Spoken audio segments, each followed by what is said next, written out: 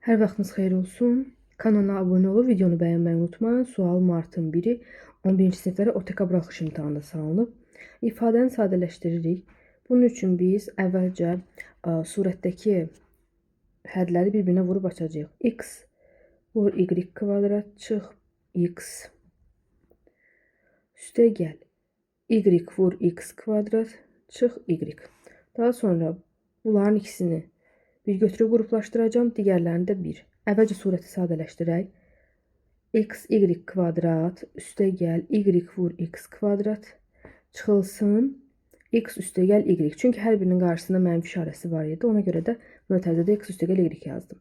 Buradan da x, y hasili qarşıya çıxar. Qalar y üstə gəl, x. Çıx. Burada y üstə gəl, x yazaq. Y üstə gəl, x ortaq vuruq kimi qarşıya çıxarıram. Qalacaq x, y çıx 1. Ortaq vuruq çıxarmaq verilən hər bir həddi çıxarılan ortaq vuruğa bölmək deməkdir. Ona görə burada 1 qaldı bunun əvəzinə. Məxrəcdə də indi məxrəci yazaq aşağıdan. X, y hasili çıx 1. Bunlar da ixtisar getdi. Qaldı cavab y üstə gəl x. Yəni düzgün cavab D variantıdır.